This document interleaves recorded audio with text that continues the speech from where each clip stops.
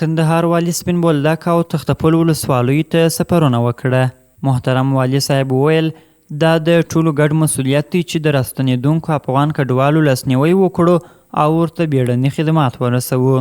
د چهارشنبې په ورځ کندهار والي محترم حاجي ملا صاحب لومړی د کندهار سپین بولدک ولسوالۍ ته سفر وکړ او هلته یې پر فرضي دروازه د راستنېدونکو افغان کډوالو د راستنېدونکو بهیر له نږدې وکتئ. د افغان کډوالو وضعیت یې وارزوه. د کډوالو د تمځای څخه یې لیدنه وکړه او دغه راز یې کډوالو ته د بیړنیو خدماتو او اسانتیاو برابرولو په موخه اړوند موظف مسؤلینو ته په بېلابېلو برخو کې اړینې لارښوونې او سپارښتنې هم وکړې.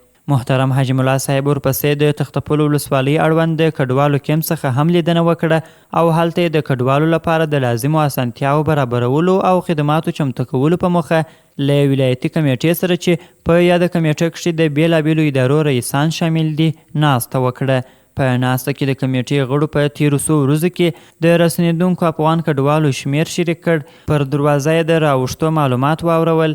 د کډوالو د ځای پر ځای کېدو لپاره یې د غوره سوو کیمپونو او ځایونو په اړه معلومات شریک کړل.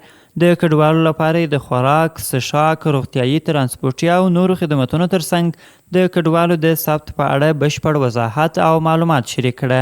دوی دغه راز په هره برخه کې چې اړتیاوې وې هم یې یو په یو له کندهار والي سره شریک کړې.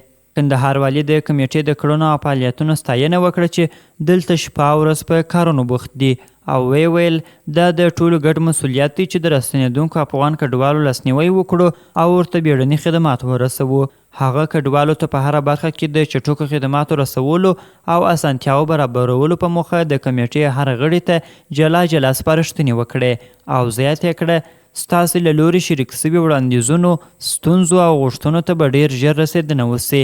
محترم حاجي ملا صاحب په کیمپ کښې د میشتو کډوالو حالت له نږدې وکتئ او کومې ستونزې چې وې کمیټې ته یې ور په ګوته کړې او ورته یې سپارښتنه وکړه چې د حل په موخه یې ژر تر ژره اقدام وکړي.